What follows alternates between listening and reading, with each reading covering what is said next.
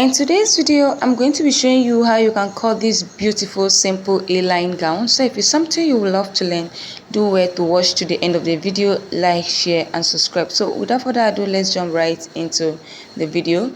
So I'm going to rule a starting line here, which is going to serve as our shoulder line. So from there, I'm going to come down to take my vertical measurement. From my shoulder to my bust point is 9.5 inches. I'm going to mark that all the way, and I will extend the line across. Then from the shoulder line again, I'm going to come down to mark my waist point. From my shoulder to my waist in front is 16 inches. I'm going to mark that. I'll repeat the same thing here to have a straight line, and I will extend the line across.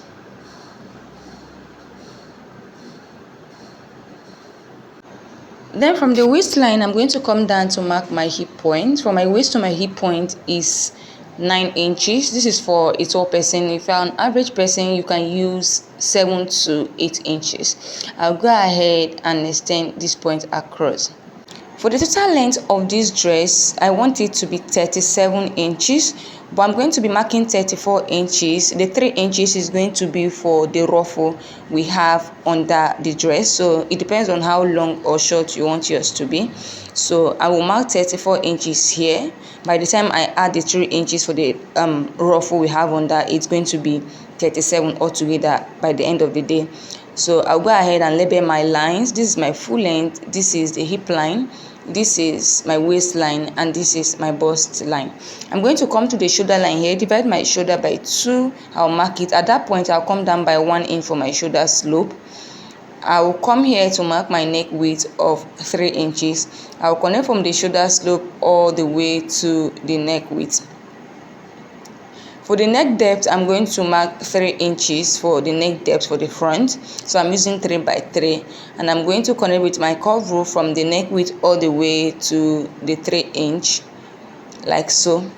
The next thing is to mark my chest line, and to mark your chest line, you're going to divide your bust by 6, add 1.5 inches to the measurement. I got 7. I'll go ahead and extend this point across. So this line is my chest line. I'm just going to label a chest line. On my chest line, I'm going to mark my shoulder measurement here to have a straight line. Then I'm going to connect from the shoulder slope all the way to the point we just marked on the chest line. I'm going to come to this line here, divide what I have here into 2 to get a midpoint. I'll go in at that point by 1/2 inch. I'll come to the chest line, divide my bust circumference by 4, and I'll connect all these points all the way to the shoulder slope to form my armhole, like so.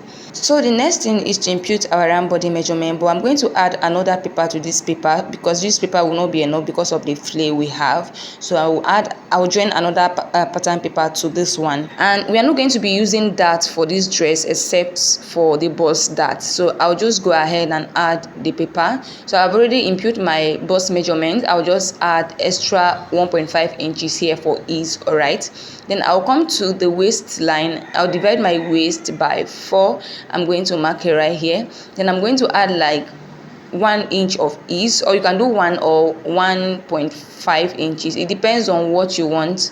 If you don't want it tight, just add your ease, how much ease you want it. So just add. So from there, I'm just going to slant all the way to the other paper. All right, so it depends on how free you want it to be on that, or how free you want it to be. So you can actually measure here. So I'm just going to mark 15 inches so that I will know the exact measurement I'm using for my flare, and I'll connect from there all the way to that 15 inches. Just mark how much free you want the base to be so that you can use the same measurement for the back pattern, so that you can have them equal at the end of the day. You can do more than 15 inches, so it depends on how free you want it to be.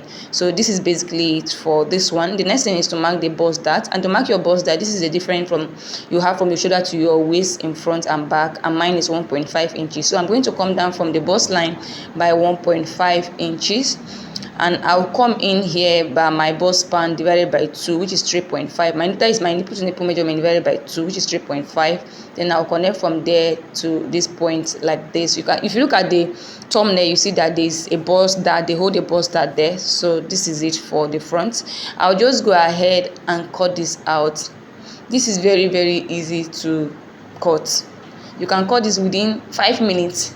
you will sew within 10 minutes. So this is it for the front. We're going to keep this aside just so we can work on the back pattern. For the back pattern, I have my zipper allowance here, I have my bust line, waistline, and my full length. All right, so I'm going to come to the shoulder line here, divide my shoulder by 2. I'm going to mark it right here. Then I'm going to come down by 1 inch for my shoulder slope. I'm going to mark my neck width of 3 inches. The neck width for the back and the front must be the same. You use the same measurement for the neck width. Then I'll just connect to the neck width. For the back neck depth, I'm going to come down by 1 inch, and I'll connect from the neck width all the way into the zipper allowance. Another thing, if you don't want your zip to be at the back, because it's not everybody that wants their zipper to be at the back for this kind of dress, if you want it to be by the side, there's no need for you to add your zipper allowance, okay? But if you want it to be at the back, do it to add your zipper allowance. So I'm going to come down to mark my chest line using the same formula we use for the front. Divide your bust by 6, add 1.5 inches. I will extend that point across like so. Then on my chest line, I'm going to mark my shoulder measurement here to have a straight line. Then I'll connect from the shoulder slope all the way to the chest line like so. I'm going to come to this line, divide what I have here into 2 to get the midpoint. At the midpoint, I'll go in by 1/2 inch. I'll come to the chest line, divide my bust circumference by 4, and I'll connect all the way to the shoulder slope to form my armhole. The next thing is to impute my measurement. I'll add my ease. I'll do the same thing on the waistline, mark my waist, add my ease of 1 inch. Then I'll connect from my bust line to this point. I'm going to come to the base of the dress and mark 15 inches, just the way we did for the front pattern. You see why this is important, so that you can have this bow pattern equal. All right, then I'll just connect from there to that point like this, and this is basically it. I'm going to come to the zipper side here. I'm going to mark 1/2 inch here. This is to prevent our zip from bulging after sewing.